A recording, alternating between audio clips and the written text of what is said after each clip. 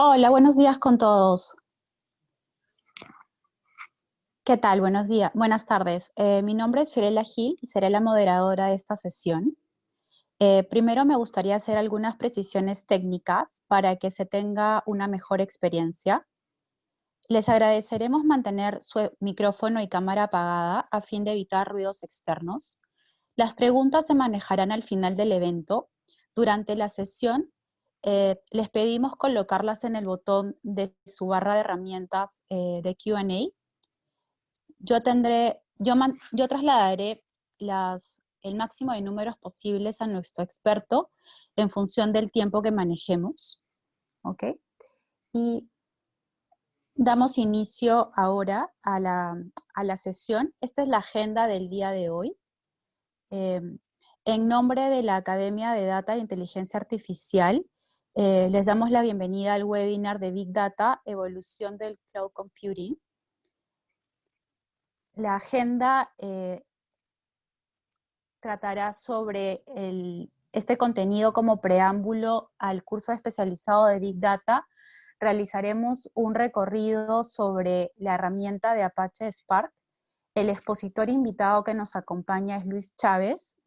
Al finalizar esta sesión, haremos algunas menciones comerciales y como último punto realizaremos una encuesta de satisfacción. Luis Chávez es estratega de datos en el Centro de Excelencia de Big Data en el BCP, es Digital Expert con especialización en transformación digital, especialista en arquitectura, desarrollo y análisis de datos en plataformas de Big Data y certificados por Cloudera en especialización en análisis de datos. Los dejamos con él para el desarrollo de la sesión. Muchas gracias y Luis, encantados de seguir contigo. Hola, ¿qué tal? Buenas tardes con todos. Permítanme compartir rápidamente un slide con el que vamos a trabajar la tarde de hoy.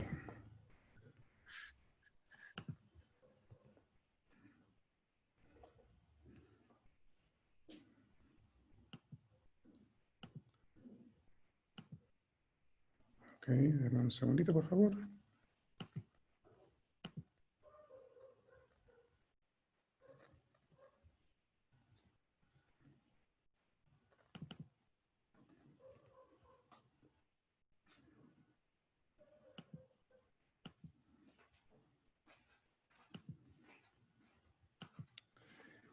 De acuerdo. Buenas tardes. Gracias, Fiorella, por la bienvenida. Como ha comentado Fiorella, de hecho me desempeño muchas de las actividades digitales y con datos. Yo llevo cerca de 8 o 9 años trabajando con datos y el día de hoy agradezco al equipo de Academy de Data de que podamos tener la oportunidad de compartir con ustedes un poco lo que es Data y Analytics, cómo ha evolucionado en el cloud y cómo es que esto tiene relación con el nuevo programa que estamos ofreciendo UTEC para ustedes, ¿no? Primero, soy una de las personas que está convencido de que la formación es un habilitador principal para una cultura de datos. Se usa mucho el término data-driven, trabajo con datos. Las organizaciones últimamente están muy enfocadas al uso de datos. Pero créanme que lo último que tiene que usarse aquí es la tecnología. De hecho, es un cambio importante el mindset y la forma de cómo abordamos estos problemas con datos, cómo hacemos que la organización realmente adopte esta tecnología. Entonces, la formación es el importante habilitador de que esta cultura se despliegue. Trabajar con pares, con personas estratégicas, formándolos y explicando pieza a pieza, paso a paso, cómo los datos y la tecnología otorgan valor, es que se hace un cambio importante. Entonces, no solamente es tecnología, la formación y una estrategia adecuada. Y el día de hoy queríamos hablarle pues rápidamente de qué es la evolución de Big Data en Cloud Computing, ¿no? Son dos cosas súper complicadas a veces, son nuevas y estamos mezclándolas. De hecho, muchos no hemos llegado completamente a ir a la nube, otros no hemos entrado completamente a Big Data y hoy queremos fusionar todo. Entonces vamos a dar un recorrido súper rápido. De hecho, dos presentaciones, dos slides son las que enfocan esta evolución, porque son dos cosas separadas que de alguna manera la tecnología ha permitido unificarlas, ¿no? Entonces, lo que tenemos en pantalla es un rápido alcance de qué es la evolución de Big Data, ¿no? Es decir, aproximadamente desde el 2003 se empezó a trabajar con algunos productos, Google es una empresa que todo el mundo conoce. Todos utilizamos correos electrónicos, todos utilizamos algunas aplicaciones de Google, Android, Maps. Entonces, Google en el 2003 liberó un paper, una investigación científica de un sistema de archivos. Así como guardamos en nuestras carpetas del computador en la unidad C, nuestras fotos, nuestros recuerdos, documentos, Exceles, Google liberó un paper llamado Google File System.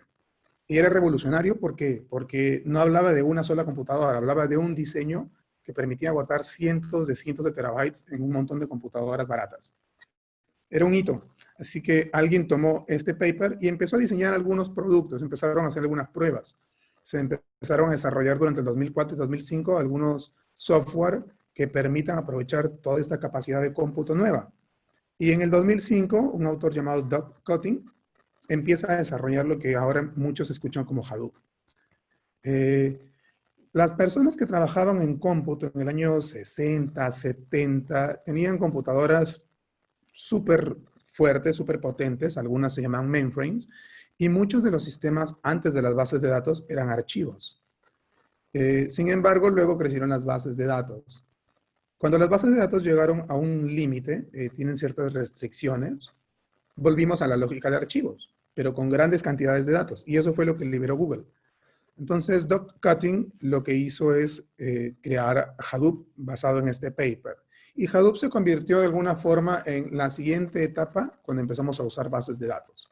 Cuando nuestras bases de datos llegaban a cierto límite, Hadoop empezó a ser adoptado. Yahoo comenzó a trabajar con Hadoop, le duró más o menos unos 3, 5 años, 10 años y creció de manera increíble hasta tener miles de servidores y miles de computadoras trabajando con Hadoop a la vez. Luego, cerca del año 2010, nace la empresa Cloudera. Cloudera es una empresa que tomó este producto Hadoop, que es abierto, libre, open source, lo puedes descargar e instalar, pero al ser open source solo tiene soporte de parte de una comunidad y tú eres el desarrollador que tiene que jugar con muchas cosas. Una empresa no se da el lujo de tomar código de la nube, usarlo, implementarlo y no sabe cómo se hizo ni tener soporte. Entonces Cloudera empezó en el mundo comercial brindando soporte a este tipo de tecnologías como empresa. Algunos pueden haber escuchado de Red Hat, que es una empresa que también brinda soporte para otras tecnologías como Linux. Bueno, aquí Cloudera se encargó del mundo de Big Data.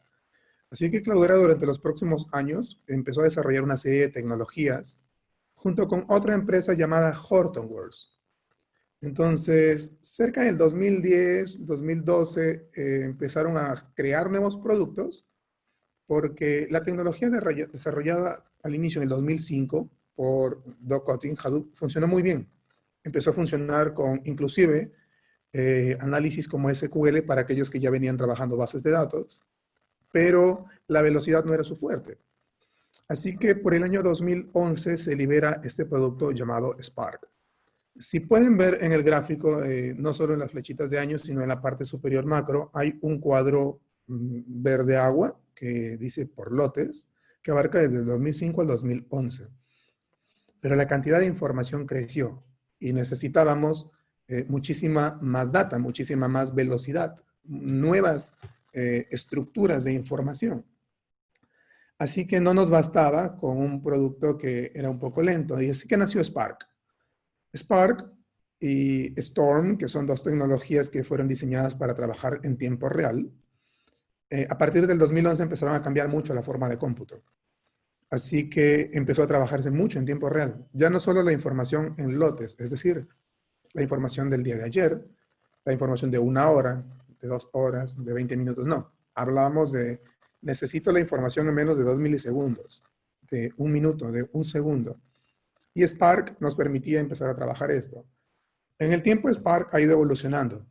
Se integró con otras herramientas. Si pueden ver en el 2012, LinkedIn creó Kafka. Kafka es una herramienta que permite ingestar un montón de datos en tiempo real y los sirve para que cualquier otro equipo los consuma y LinkedIn lo empezó a trabajar.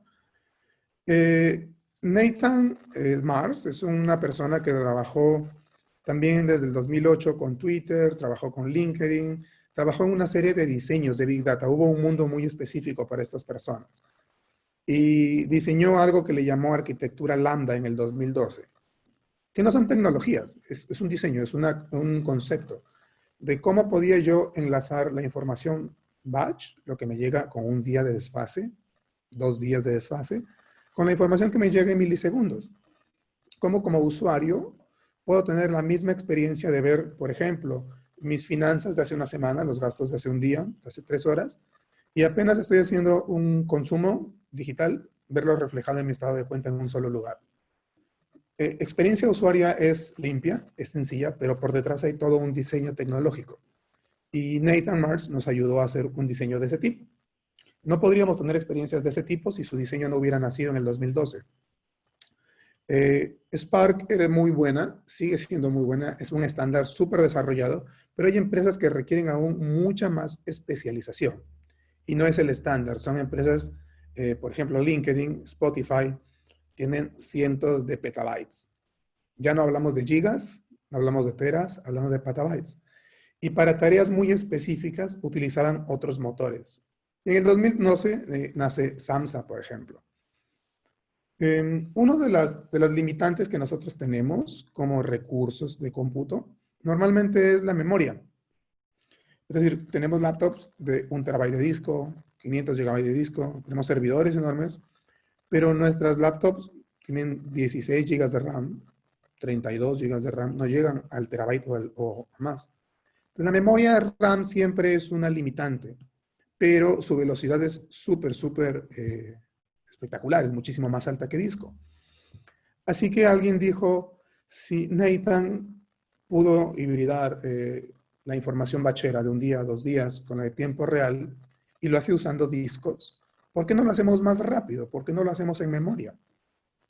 Y empezamos a utilizar toda la memoria RAM. Y eso fue en el 2013-14 cuando nacen algunas arquitecturas diferentes, ¿no? Y en el 2014 pueden ver una línea que hice Jay Creeps y define una arquitectura capa. Es exactamente lo mismo, pero ahora lo hago en memoria. ¿Por qué? Porque tengo más cómputo.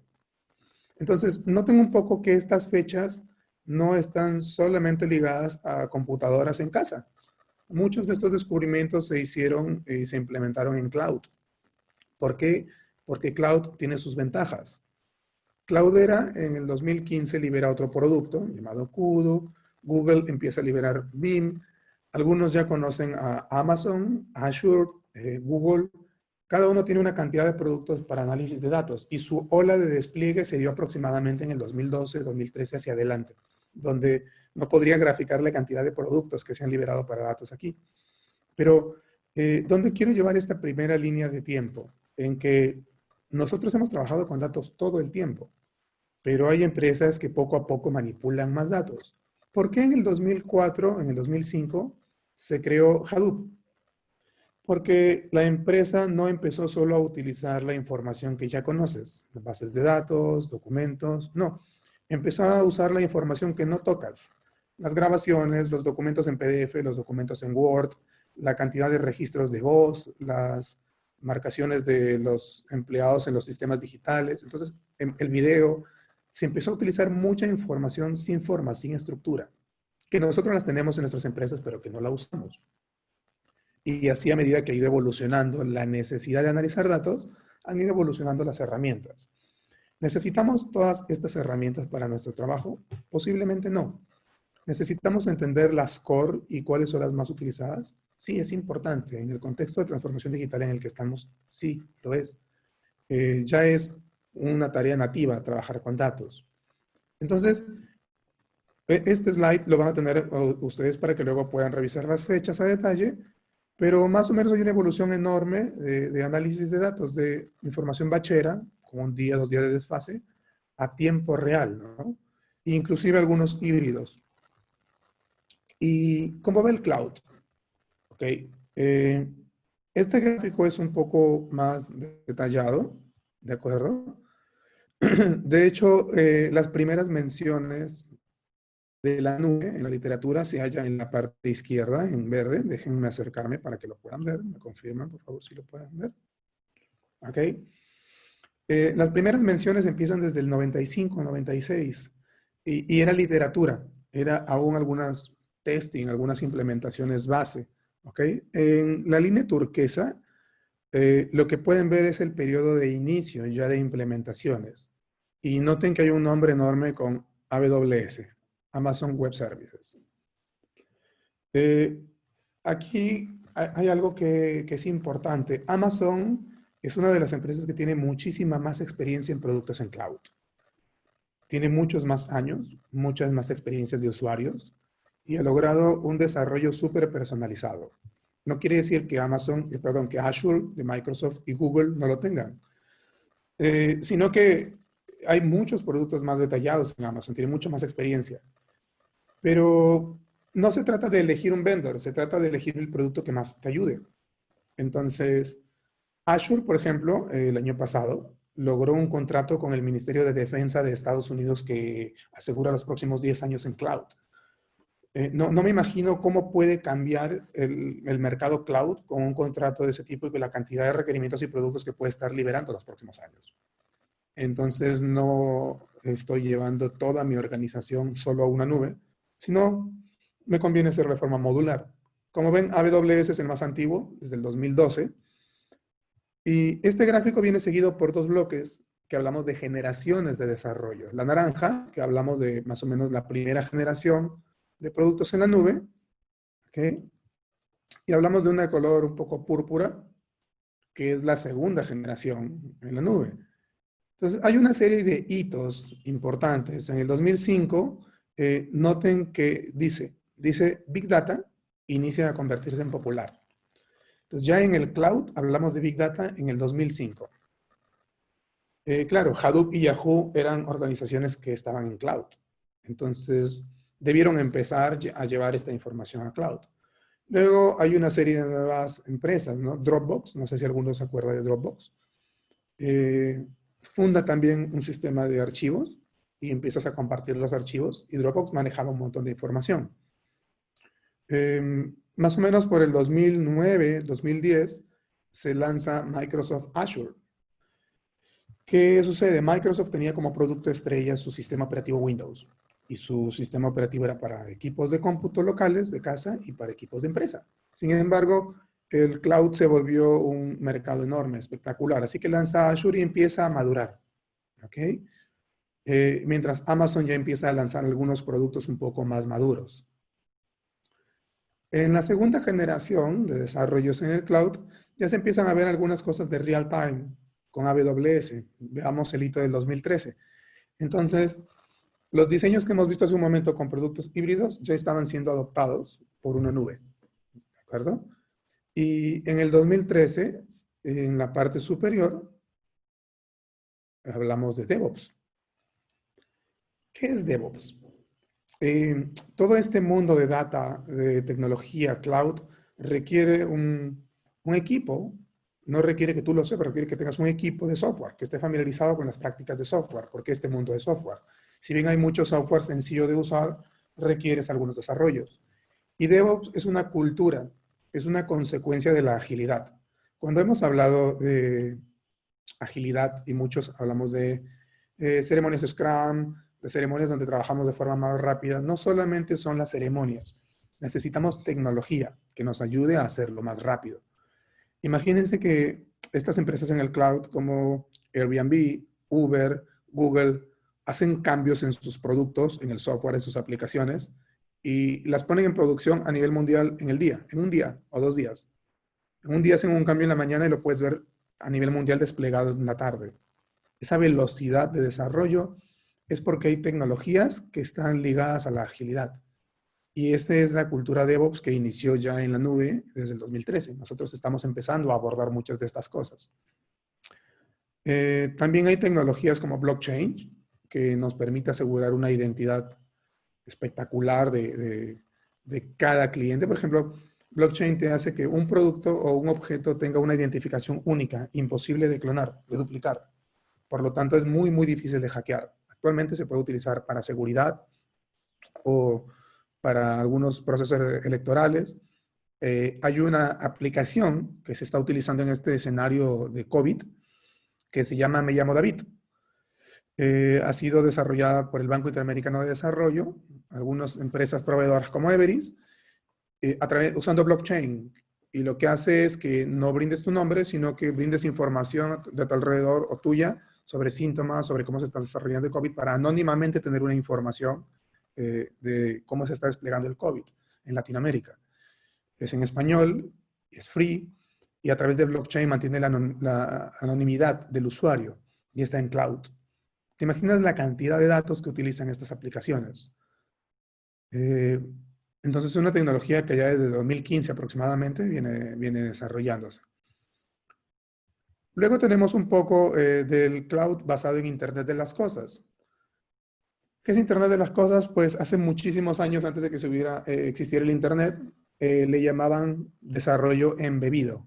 Aquellas personas que programaban lavadoras, microondas y algunos dispositivos en los que el software venía embebido, el hardware venía dentro de un chip y ahí lo programaban, era IoT, como le llamaban ellos en su momento. Sin embargo, no tenía una conexión. Ahora, el Internet de las cosas permite que estos dispositivos puedan programarse para conectarse. Y claro, ya no solo esos dispositivos.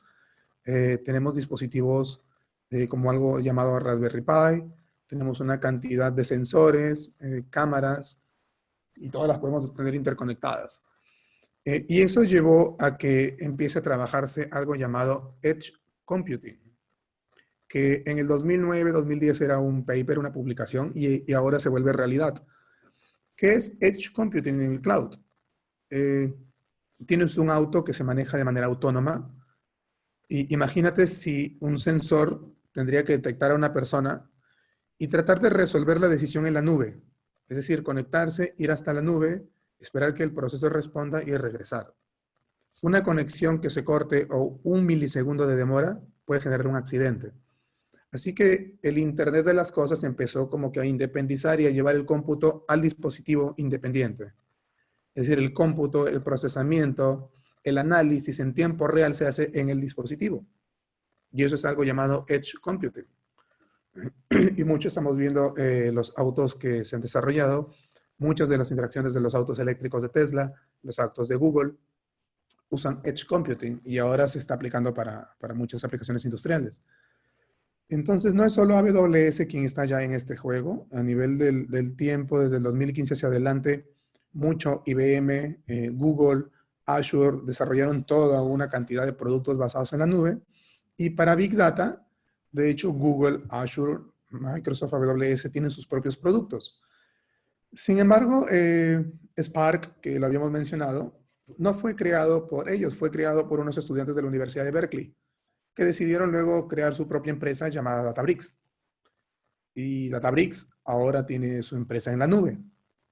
¿Cuál es la ventaja? Que Databricks es el creador de Spark, tiene su propio código en Spark libre, siempre actualizado, se integra con Microsoft, se integra con AWS, pero no tiene una integración con Google. Google puedo elegir mi distribución de Big Data. Entonces el cloud y los datos tienen una forma de trabajar bastante nativa, no es ajeno. ¿Okay? ¿Por qué es importante? Pues porque las organizaciones ya no se basan en lo que tú tenías en tus cuatro paredes. Ahora las organizaciones miran a las organizaciones de al lado o miran a las internacionales para empezar a trabajar.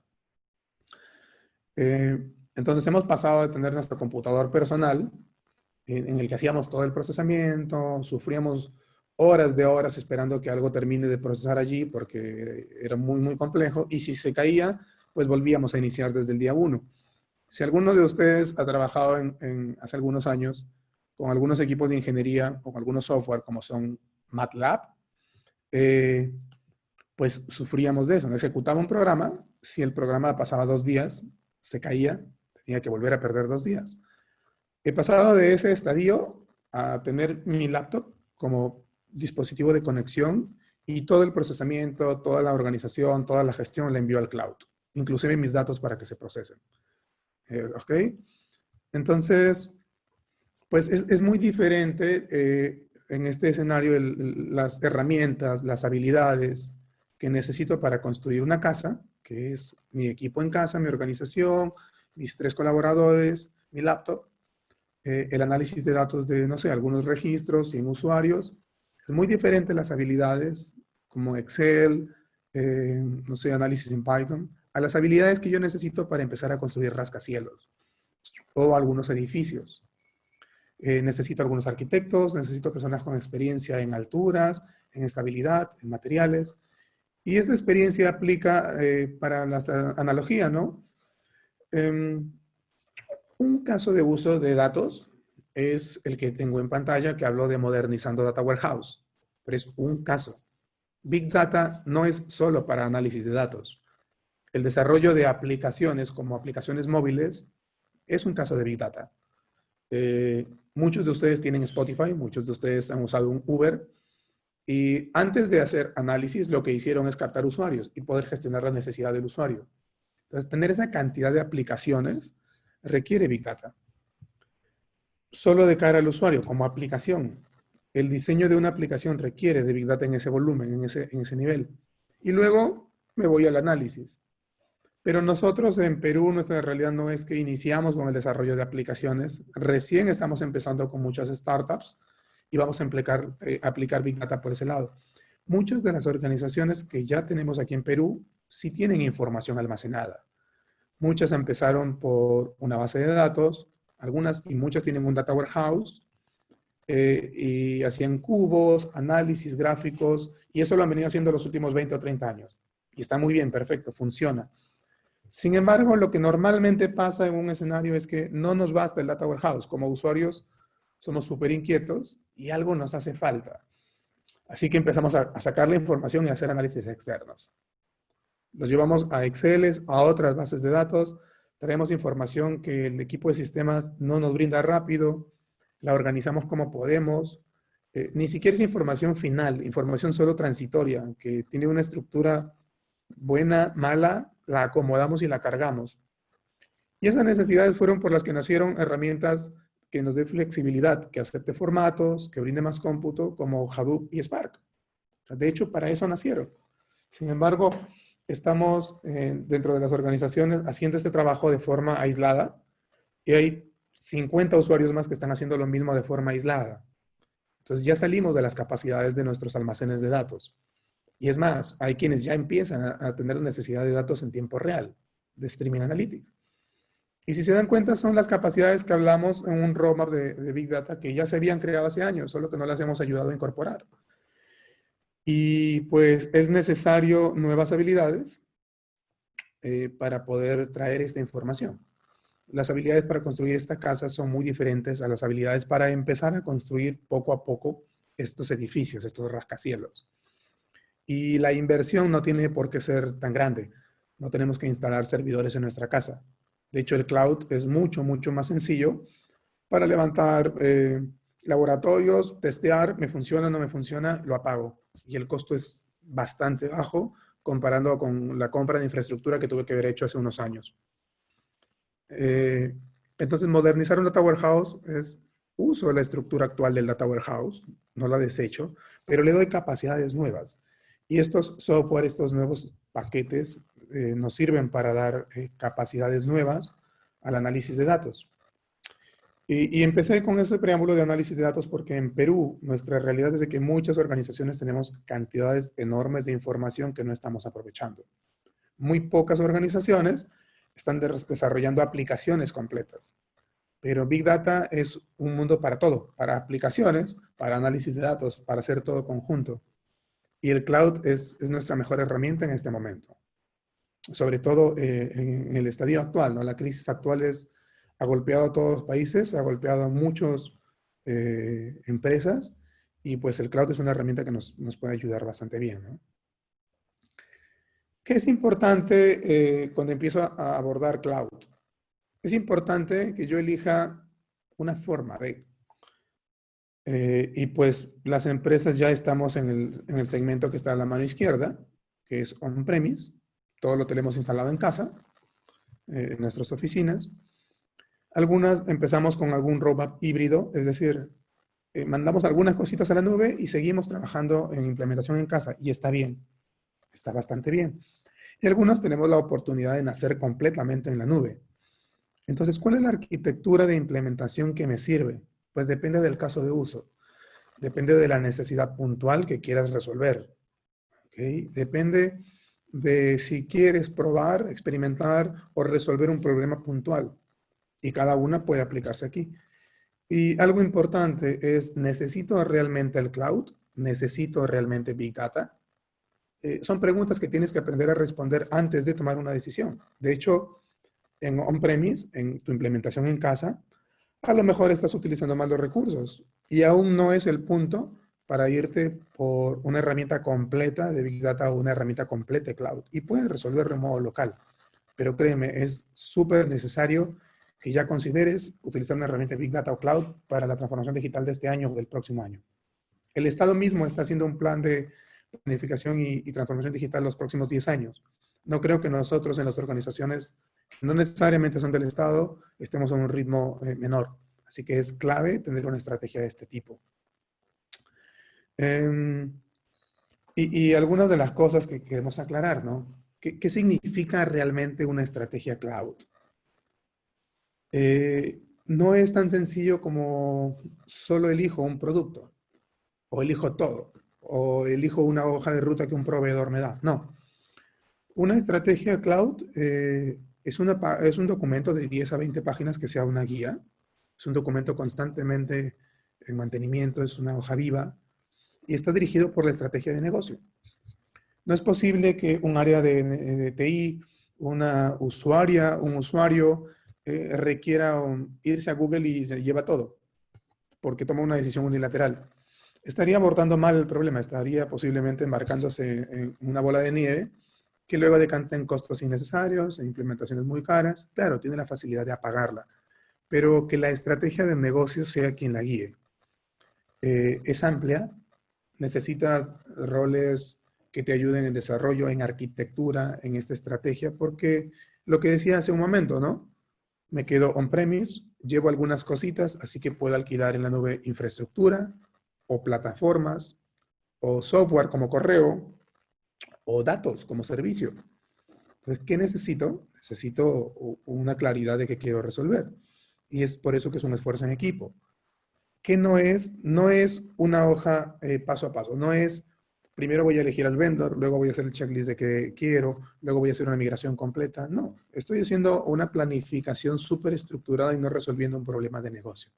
Tengo que tener muy claro qué quiero resolver y tampoco es una progresión de primero voy por infraestructura, luego por plataforma, luego por software. O sea, no es una madurez. Posiblemente puedas resolver tu problema directo con software y resuelve la necesidad puntual. Tampoco es una estrategia de me llevo todo a un data center o quiero resolver todo. Entonces es por cada organización la estrategia puede variar, pero está siempre guiada por las prioridades del negocio. Si tengo 3 prioridades, ¿cuál es la que genera mayor impacto y cómo atiendo esta prioridad? Entonces es importante una arquitectura porque para construir un edificio o una casa, un diseño previo, una idea de cómo debo diseñarlo, me da estabilidad, me permite crecer de manera ordenada, me permite minimizar errores y me permite identificar casos repetitivos, ¿no? Cosas que siempre reutilizo, que puedo automatizar. Es un diseño de arquitectura es bastante importante dentro de una adopción de cloud. Alguien que empiece a entender esto. Y que es una estrategia de datos. Una estrategia de datos no es montar un data warehouse, montar un data lake, que es una palabra que pueden estar escuchando mucho. No es migrar mi data warehouse. No es hacer analítica porque tengo un montón de recursos. Eso no es una estrategia. Trabajar con datos puede darse de varias formas. La mejor es hacerlo a nivel completo. Pensar también en qué elementos de datos necesito, qué tecnología, qué requieren las personas que van a trabajar con datos, están capacitadas, conocen las herramientas, están capacitadas no solo en herramientas, sino en análisis y cultura de datos.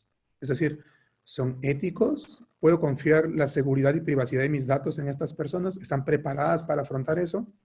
Eh, Tengo un equipo que vela por la calidad, tengo equipos de ingeniería, de software y de datos. Entonces, una estrategia de datos te ayuda a visibilizar todos los elementos que necesitas. Y no hablo de 1000 personas, hablo de solo los elementos que pueden ser cubiertos por un pequeño grupo de personas, poco a poco, según el caso de uso. Y eso es constante en evolución.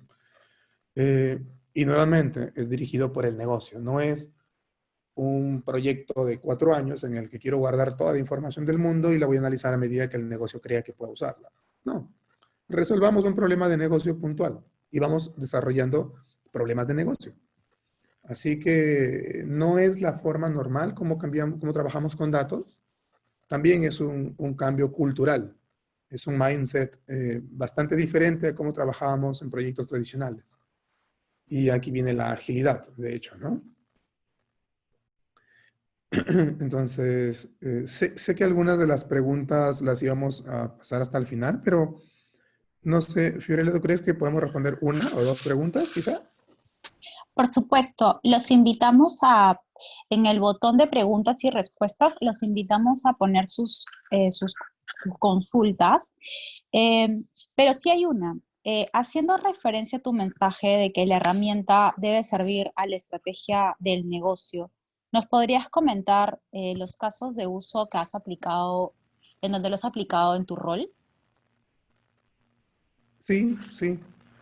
Eh, a ver, nuestro equipo, o bueno, uno de los equipos, eh, ya había iniciado con un conjunto de almacenamiento de datos. Es decir, tenían un montón de datos en un lugar que costaba mucho, ¿no? Tenían varios terabytes que costaba mucho y lo usaban, esa información. Eh, no es el ejemplo exacto, voy a poner un ejemplo paralelo por un tema de confidencialidad. En una base de datos tenían varios terabytes, cerca de 90 terabytes de datos, ¿ok? Que lo han acumulado a lo largo de 10 o 12 años. Y lo tenían en una base de datos Oracle. Y les funciona, los usan, pero es caro, porque lo tenían en discos específicos, con cierta información específica, y su estrategia de negocio en ese punto era reducción de costos. Necesitaban reducir los costos y se dieron cuenta que no usaban toda la data, en realidad la usaban, pero no toda, usaban un 10%. Así que la estrategia del diseño fue, ok, empecemos por un análisis. ¿Qué data usas, qué data no usas? ¿Cuál fue la data fría, por llamarla así? ¿Y cuál fue la data caliente que realmente usas? Nos dimos cuenta que usaban cerca del 15% de la información, que era la que tenía como que una profundidad de 2 meses, 3 meses. El resto la usaban a medida particular, pero la usaban. Entonces no la podíamos quitar y guardar solo con llave. Lo que hicimos fue un pequeño clúster de Hadoop. Se tomó toda esta información y se fue al clúster de Hadoop. ¿Qué sucede? El almacenamiento es hasta 25 veces más barato si solo lo uso como almacenamiento. Este montaje de clúster fue en la nube, no fue físico. Entiendo. Así que casi de estos 80 terabytes, estamos hablando de que bajamos casi 70 terabytes, los otros 10 los usaban, Wow. y estos 70 terabytes se redujo en casi 20 o 18 terabytes. ¿Por qué? Porque en una base de datos lo guardas en la estructura que una base de datos te da. Al pasarlo en archivos, no solamente lo separo, lo puedo comprimir y trabajarlo como un cipeado. Y puedes seguir consultándolo. Entonces las personas entraban, consultaban y podían seguir trabajando con él. Y esa era data fría, ¿no? Hubo otro equipo que se encargó de hacer el enlace entre la data fría en la nube, la data caliente para que tengan una experiencia limpia. Ya nosotros no hicimos ese trabajo. Entonces el costo de ahorro en almacenamiento fue enorme. La factura a nivel de año se ve reflejada. Y eso es por una necesidad de reducción de costos en infraestructura, ¿no? Genial, tenemos 4 preguntas adicionales. Voy a plasmar 2 de ellas y 2 las voy a dejar para el final de la sesión. Sigan escribiendo, yo voy a tratar de que se respondan todas. Y una de las preguntas es, ¿en la telemedicina sugieres que esta sería un buen tema para analizar datos? Sí, sin embargo, hay pasos adicionales. Hace unos días en LinkedIn estaba checando un post súper claro que hablaba de cuál es el ranking en Estados Unidos de investigación actual. Telemedicina era una de las aplicaciones. Sin embargo, hablamos de inteligencia artificial, de analítica avanzada, de machine learning. ¿Por qué? Porque la telemedicina, bueno, tiene dos fases. Una en la que todavía tienes a una persona analizando una cantidad de datos para responder, por ejemplo, la crisis actual. Y hasta allí vamos bastante bien con esto, porque tenemos información, tenemos análisis, tenemos machine learning. Pero si queremos hacer aplicaciones autónomas, requerimos de mayor formación. No solamente hablamos de Big Data, De hecho, cuando hablamos de una estrategia de datos, hablamos de personas, tecnología, aplicaciones, y Big Data solo es una de las piezas. Te potencia el Analytics, y dentro de Analytics hay varias especializaciones: Machine Learning, Deep Learning, Inteligencia Artificial. Entonces, hay toda una hoja de ruta para llegar a un estadio súper maduro. Pero sí, Big Data es el soporte por detrás para todas estas aplicaciones. Perfecto. ¿Consideras, Luis, que Big Data se aplica a todo tipo de empresa, según tamaño, tipo, por ejemplo, una pyme, una empresa mediana, etcétera? Sí, pero hay tres aspectos claros, o cuatro, digamos, de los datos. Nosotros, cuando hablamos de un dato que es partícipe para hacer Big Data, tiene características: eh, mucho volumen, la velocidad con la que se genera o con la que lo quieres consumir, la variedad, es decir, las estructuras: MP3, video, archivos, documentos. Entonces, la cantidad de datos que las empresas analizan, que usan de sus sistemas, de sus transacciones, no llega a ser ni el 10% de toda su data. El 90% es esta información de la que estamos hablando, que no la usan. Tuve la oportunidad de trabajar con unas empresas del sector agrícola que tenían cantidad de documentos de Excel, documentos de stocks, de ventas que no utilizaban, sistemas totalmente separados, y lo que hicimos fue integrar las estructuras, hacer diseños que permitan ver todo de una sola forma y analizarlos. Y utilizamos tecnologías de este tipo, ¿no? Entonces, la nube nuevamente no te permite de que crezcas de manera, pues, desmesurada. Puedes hacer algo a la medida usando estas tecnologías, y te da tiempos de respuesta muchísimo más rápido. Entonces, sí, es aplicable para todos. Y de hecho, las startups son pequeñas empresas que lo Claro. que hacen es una estrategia de desplegar de manera masiva y lograr cantidad de usuarios, pero desde que inicien deben de estar preparadas para poder soportarlos. Entonces, sí. Como considero que la parte más rica de la sesión justamente es las preguntas, voy a continuar, ¿ok? Sí, perfecto. El encargado del manejo y análisis de Big Data tiene que ser profesional de sistemas o informática. ¿Cómo podemos generar valor desde otras posiciones de la compañía? Perfecto. La estrategia de datos es la que te ayuda a ver eso. Big Data es un brazo enorme de cómputo. Te ayuda a resolver problemas que antes tenías de procesamiento, de datos, de estructuras. Y sí, hay un personal que conoce un poco de ingeniería, pero no es el único, porque el ingeniero no entiende el contexto de negocio al 200%. El ingeniero debe entender el contexto de negocio para poder ayudarlo a resolver. Pero quien toma las decisiones de negocio es un analista de negocio. Es un Ujú. líder que aprende a definir cuáles son los hitos de datos que yo quiero tomar como puntos de decisión. Es la persona que define qué tienes que resolver en el negocio. Y por detrás alguien tiene que ayudarte técnicamente a resolver. Entonces, es lo que comentaba aquí en la parte izquierda de la lámina. Es un esfuerzo de equipo. Entonces, tienes analistas, tienes líderes que aprenden a trabajar con datos. Por eso, en una estrategia de datos es importante la cultura y el entrenamiento. Y tienes equipos de ingeniería que tienen que ayudarte a resolver técnicamente estos problemas, ¿no? No solamente es el equipo de ingeniería. Entendido. ¿De qué manera participan del establecimiento de la estrategia del banco? ¿Esta estrategia ha variado por el estado de emergencia? Sí, completamente.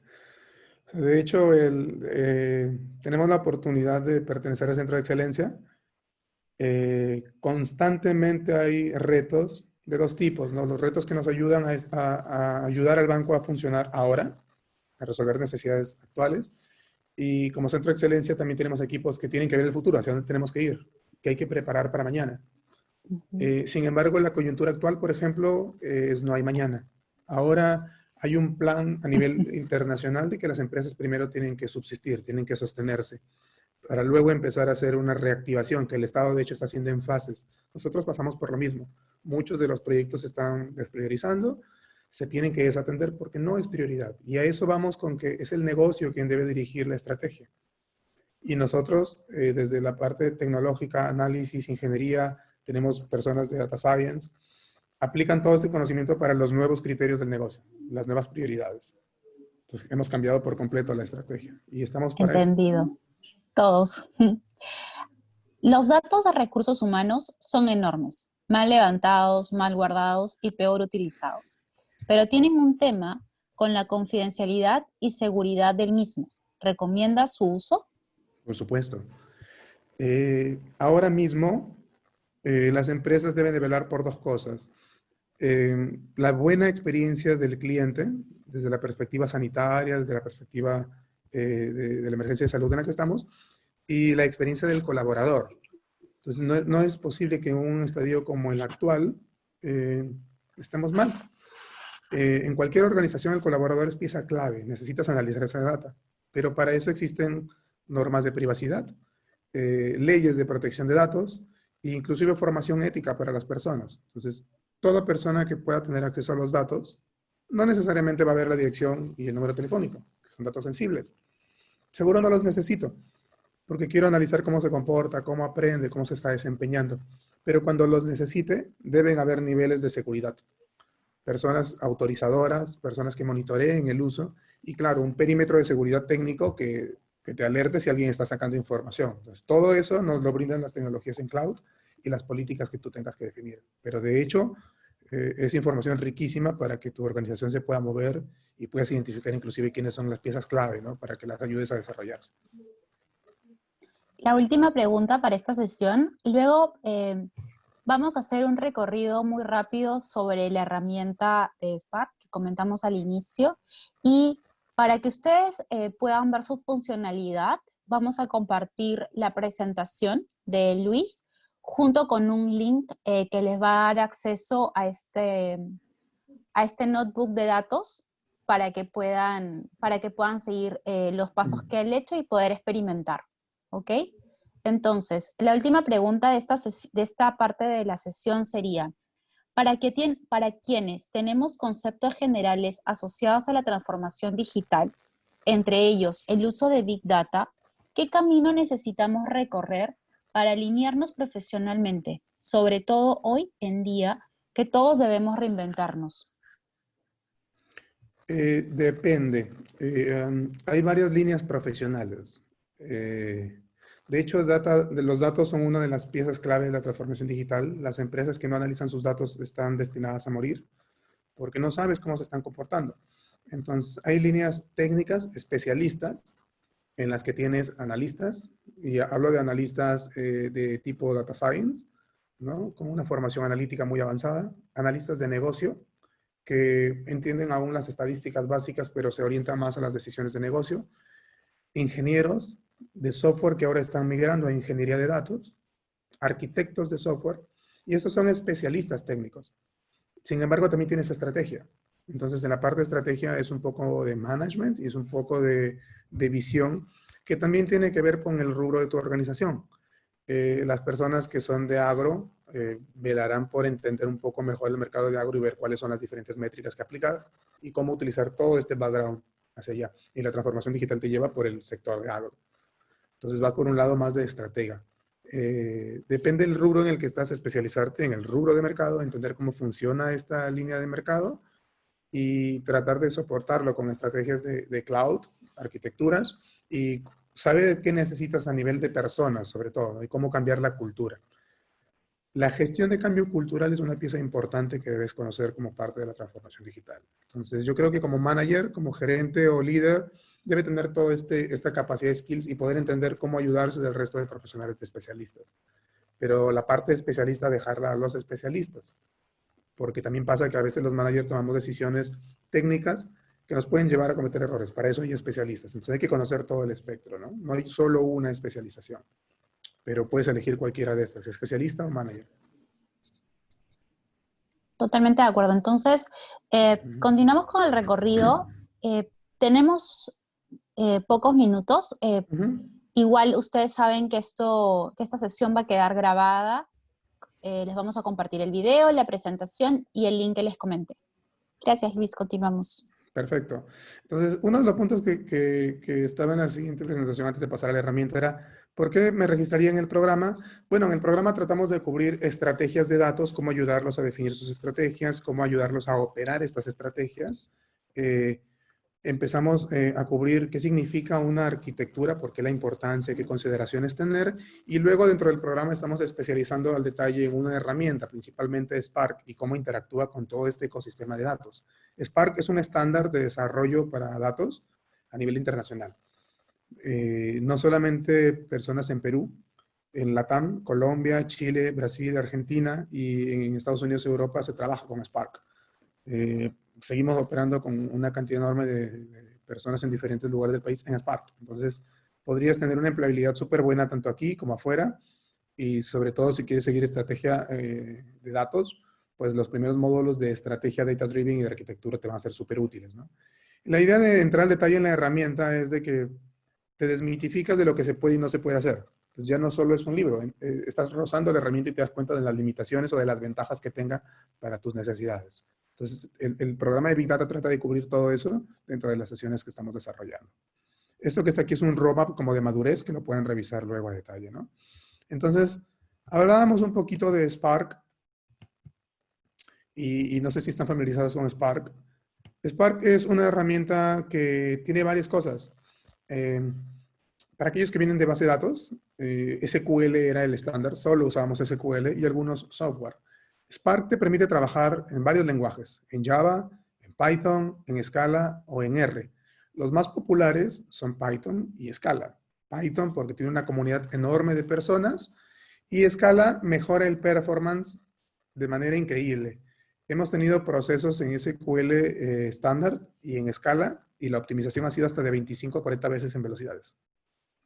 Entonces, pues manejar teras de datos con Scala es una bala. Pero claro, necesitas personas que aprendan a programar en Scala. Python es más sencillo y aún así mejora hasta 20 veces el tiempo de performance normal. Scala sigue siendo unas 10 veces más rápido que Python.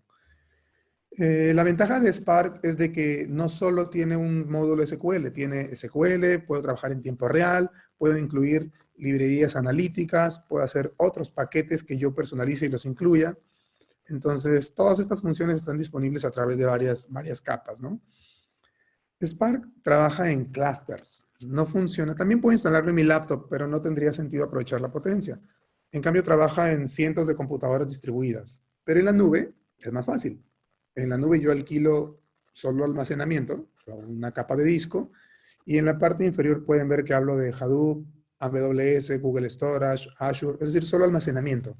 Y guardo ahí mi información, la comprimo, la dejo allí. Y no pago más que disco. Luego, cuando quiero procesarla para análisis, puedo elegir Spark y algunas de las cosas que están aquí, ¿no? Mesos, Kubernetes. Hay una serie de servicios que me permite usar Spark para procesar, levanto la información, termino y la dejo. Y se apaga Spark, o se apaga el cómputo. Solo pago lo que uso. Entonces es mucho más eficiente.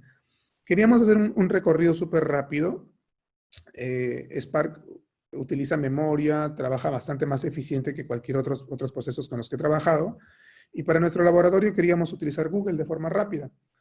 ¿Por qué Google? Porque nos apareció más limpio para este laboratorio. Pero como lo vamos a hacer, no quiere decir que así va a ser productivo en una organización. Es solo un laboratorio, una demo. Y tendríamos que activar, pues, un clúster, una herramienta de cómputo. Así que decidimos utilizar Colab. Colab es una herramienta súper sencilla. Nos permite que cualquiera de ustedes accedan desde su navegador en Chrome y tengan listo todo para ejecutar. Y por detrás ya tenemos el storage, ya tenemos el cómputo y vamos nosotros a instalar Spark para que lo puedan utilizar de forma sencilla. Entonces, para un laboratorio, una prueba, un testeo, este diseño que está aquí de arquitectura es bastante sencillo. Ustedes no van a tener nada más que hacer un clic para acceder. Pero en una empresa en producción, justo lo que queremos es explicarles cuáles son las alternativas para que puedan montar, ¿no? Entonces, pasamos rápidamente al laboratorio, ¿de acuerdo? Y yo lo que estoy haciendo es dándole clic a este enlace que dice abrir laboratorio. Déjenme compartirles mi escritorio. Okay.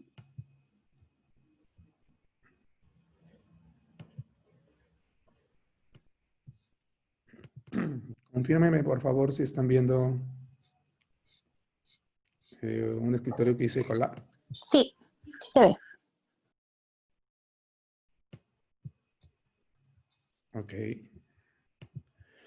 Entonces, esto es Colab. Colab es una interfaz web básicamente es una pequeña computadora que nos da, como pueden ver a la derecha, capacidad de cómputo. Nos da 100 gigas de disco y 12 gigas de RAM casi. Entonces es a modo de juego. Y este notebook está publicado, se los van a alcanzar para que luego lo puedan recorrer, ¿no? Tienen la dirección. O también les voy a pasar el enlace de GitHub donde lo pueden encontrar. Lo he publicado para que lo puedan utilizar. Y solo dándole clic aquí donde dice Open in Colab, verían exactamente lo mismo. Entonces este notebook está documentado. Hablamos de que hay que instalar rápidamente Spark. Hay dos tipos de celdas. Hay una que es texto, donde está la descripción, y algunas celdas plomas como estas que son comandos para ejecutar.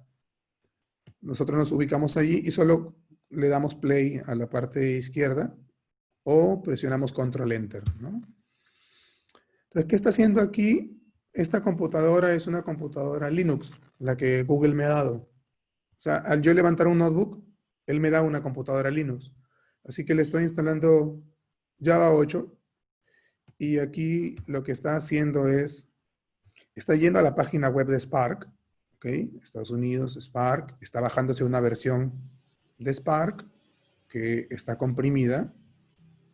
Segundo, lo que está haciendo es está descomprimiendo esa carpetita de Spark dentro de este sistema Linux y estoy listándolos. Entonces aquí tengo data de ejemplo, tengo la carpeta que se ha descomprimido y tengo dos archivos comprimidos porque lo ejecuté por segunda vez.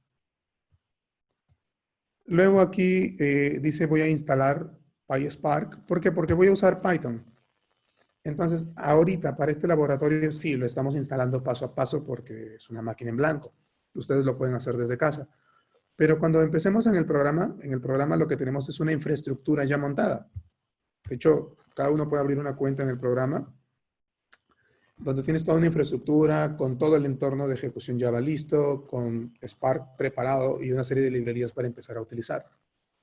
Entonces, hasta este punto lo que he hecho es preparar Spark.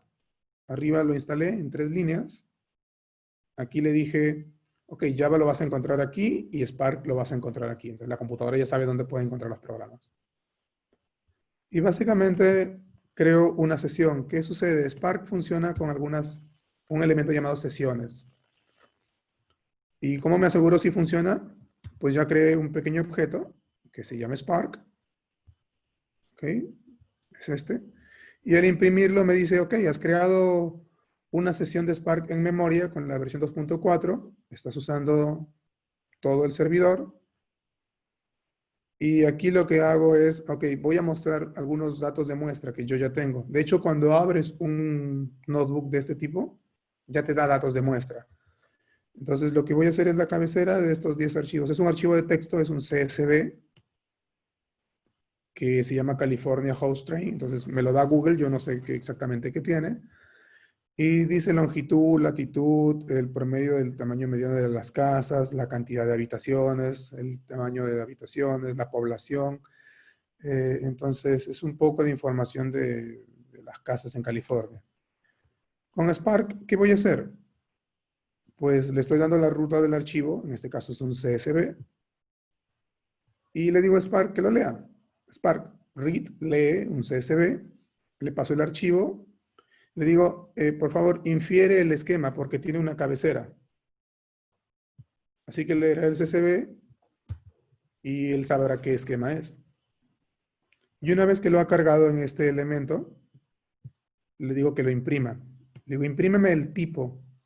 Claro, porque he cargado todo un archivo a memoria. ¿Y en qué objeto? ¿En una tabla? ¿En algo? No. Spark obtiene algo llamado data frames, que es básicamente una tabla muy similar en memoria.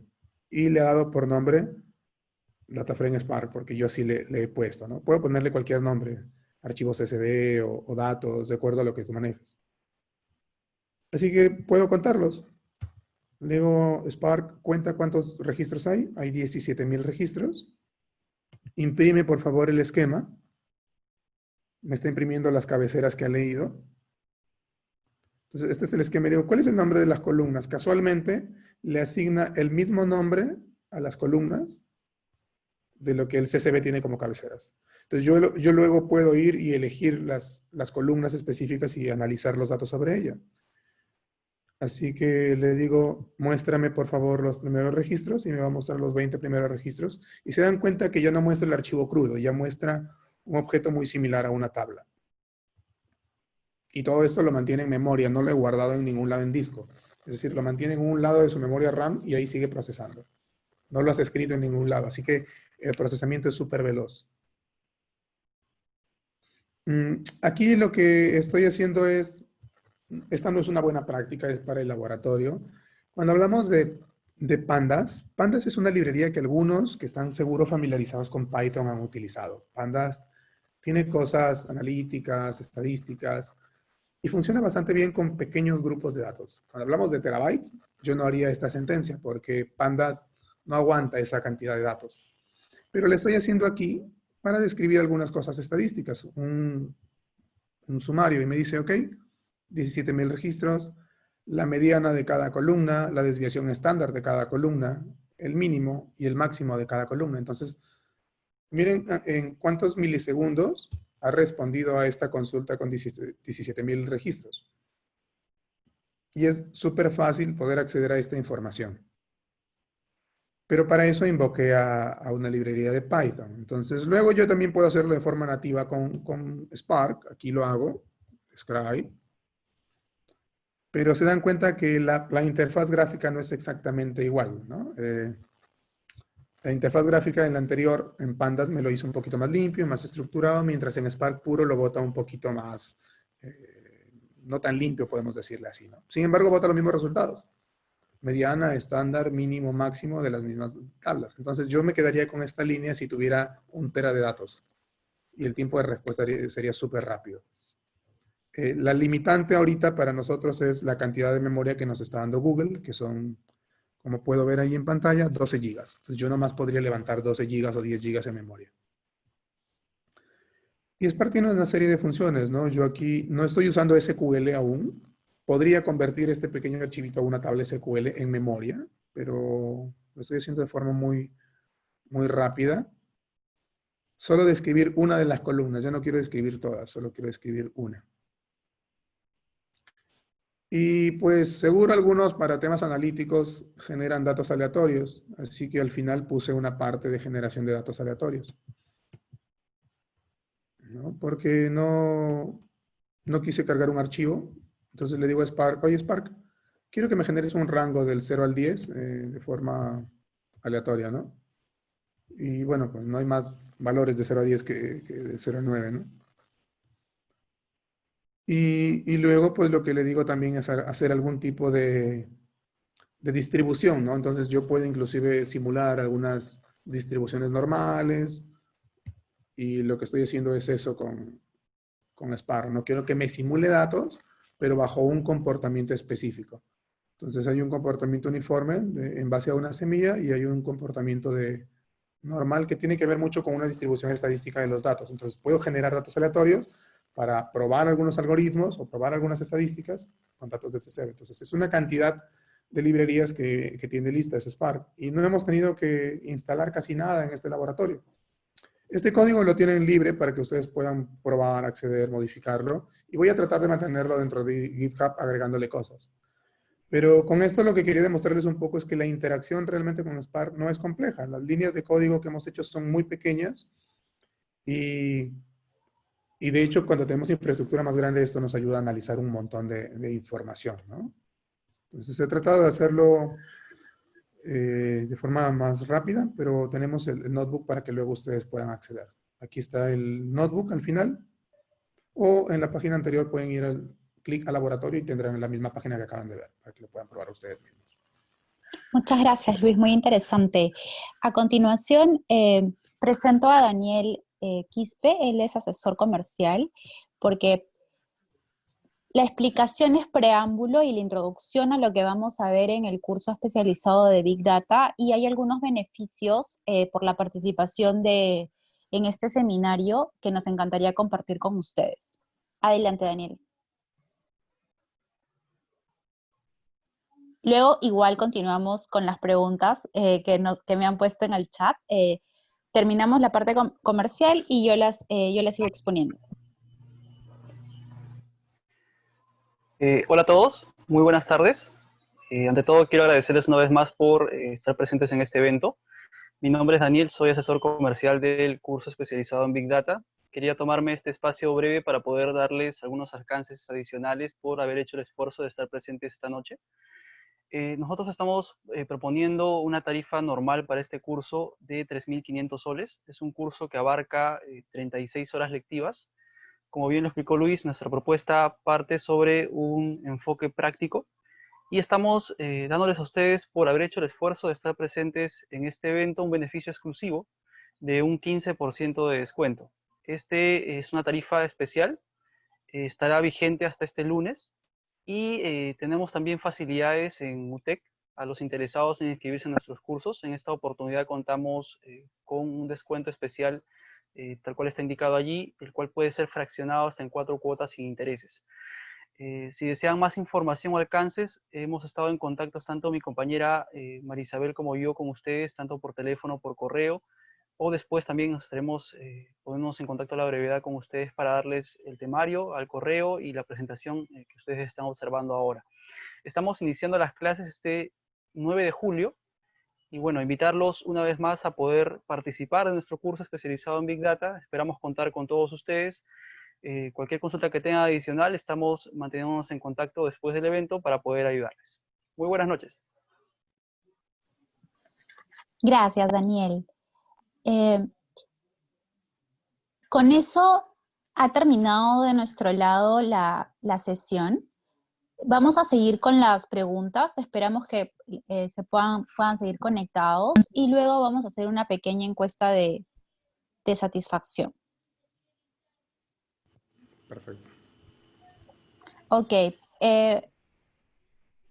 Una pregunta adicional. El COVID nos ha descubierto en una situación muy precaria en todos los aspectos. ¿Qué aporta Big Data para reducir la brecha en los planes de inclusión social del gobierno? La Secretaría del Consejo de Ministros tiene una oficina de transformación digital. Actualmente justo está haciendo esfuerzos por priorizar cuál de las iniciativas es más importante, si solo Big Data o otras como inclusión educativa, mejorar los sistemas de salud. Pero una de las cosas que a mí sí me queda clara es que si no medimos algo no podemos mejorarlo. El Estado tiene una cantidad de sistemas que no necesariamente están conectados. Si me lo preguntas, yo no haría un esfuerzo enorme primero por intentar conectarlos para analizar esa información. Ya la podríamos analizar desde donde está y Big Data ayudaría a cada una por separado a hacer el análisis para ver en qué tiene que mejorar a manera interna. Aparte de las mejoras que no son las obvias. Y por el lado del sector privado, pues a nosotros personalmente nos está ayudando muchísimo para entender cómo se está comportando el mercado, los usuarios, cómo poder ayudarlos. Entonces tenemos muchísima data para eso. Y una de las cosas más difíciles es tener data limpia. En el mundo real, la data no te la dan en una tabla limpia. Así que la capturamos en las diferentes formas que podemos, a la velocidad que podemos, y estas plataformas nos ayudan a integrarla de forma más rápida para tener resultados rápidos, ¿no? Entonces necesitamos medir muchas cosas. Yo creo que las instituciones pueden aprovechar esas tecnologías para medir y luego tomar decisiones de mejora de forma prioritaria, ¿no? Perfecto. Una alineación en los términos. ¿Nos podrías explicar la diferencia muy simple entre R y Python? Ambos son lenguajes de programación. Las personas desarrollan algunas instrucciones para que la computadora las ejecute. R fue pensado en estadísticas. Tiene muchas librerías, muchas funciones estadísticas. Funciona bastante bien en análisis estadístico. Python nació para programar varias cosas, software. Sin embargo, hubo una tendencia enorme para análisis de datos y ahora hay una comunidad muchísimo más grande que R que te ayuda a resolver temas de datos. Y esta es una experiencia personal más que del mercado. Veo muchísima más gente que está familiarizada con Python, que trabaja en Python y que tiene mucho más soporte en Python que en R. Entonces, puede que si tienes muchas cosas desarrolladas en R y quieras luego cambiarlas o llevarlas a otro lenguaje, sea más complicado porque tienes menos gente que conoce, menos soporte. Pero de hecho, como lenguaje de programación, R tiene muchas cosas muy buenas para niveles estadísticos. Spark justo lo que ha hecho es, ha creado una puerta para que programes en R y otra para que programes en Python y lo puedes usar en Spark. Pero la de R es bastante menos adoptada. Es muy buena, pero he visto más gente trabajando en Python. Perfecto. Si Big Data es el presente y ya no el futuro, ¿por qué existen empresas grandes que siguen operando, almacenando información en data centers o on-premise? Sorry. On-premise. Sí, Sí, ¿es debido a su envergadura y sus diversos sistemas para implementar estos cambios? sí. Mientras más grandes son las organizaciones, es más difícil hacer cambios. Hay muchos más stakeholders involucrados, legales, equipos de tecnología, y no siempre migramos porque es una moda. Es decir, tengo tanta infraestructura física que ya funciona, tengo muchos desarrollos dentro de esa infraestructura que me cuestan, por ejemplo, $1,000 al año, porque ya están hechos, solo operan. Y llevarme toda esta infraestructura a la nube para hacer exactamente lo mismo me podría costar 10,000, solo para que siga operando, hacer exactamente lo mismo. Entonces no sería una buena estrategia. Sin embargo, hay cosas nuevas que quiero atender para el negocio, hay cosas que actualmente me cuestan porque es muy rígida mi infraestructura y me va a generar ganancias. Entonces, esas empiezo a hacerlas en la nube. Y ahí tengo un entorno híbrido. Entonces, no siempre es viable económicamente migrar todo. Entonces, puedo hacerlo porque en el roadmap genera más valor a la organización. Posiblemente eso no genere tanto valor. Y siga funcionando porque hace lo que debe hacer. De acuerdo. Nuestra última pregunta. Si tengo una capacidad de memoria menor al dataset que deseo analizar, ¿aún podría utilizar Spark? Sí, claro. Porque hay diferentes formas de tratar la información. Estos sistemas de almacenamiento de los que hemos hablado, como Google, S3, AWS, son archivos. Entonces, tu dataset lo va a partir en bloques, en archivos. Y en la nube es muy poco probable que tengan menos cantidad de memoria. De hecho, una de las ventajas de la nube es que es elástica, tienes cantidad de memoria enorme. Entonces, ponemos el archivo, lo procesa, y tenemos algunos tipos de servicios de la nube en que coge la cantidad de RAM que necesita, lo procesa y luego la desaparece. Y solo pagaste durante la ejecución. Entonces, en la nube es muy poco probable que tengamos esa situación. En on-premise o en casa, en tu laptop, lo que hacemos es partimos el dataset y le damos instrucciones a Spark de que lo ejecute 1, 2 o 3 veces. Y de hecho Spark primero hace un plan antes de ejecutar, así que siempre hay formas de optimizar ese tipo de casos, ¿no? Nunca es una limitante la memoria en Spark, sí podemos procesarlo.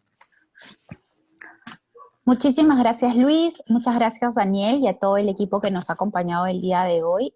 Ahora los invitamos a ustedes, los participantes, a que nos ayuden llenando esta encuesta de satisfacción para poder mejorar en los próximos eventos. Nos encantaría recibir sus comentarios y, como ya mencioné antes, la información brindada en este seminario se va a compartir a los correos a los que se registraron el día martes a más tardar. Muchísimas gracias y, por favor, no se olviden de llenar la encuesta. Un abrazo. Cuídense.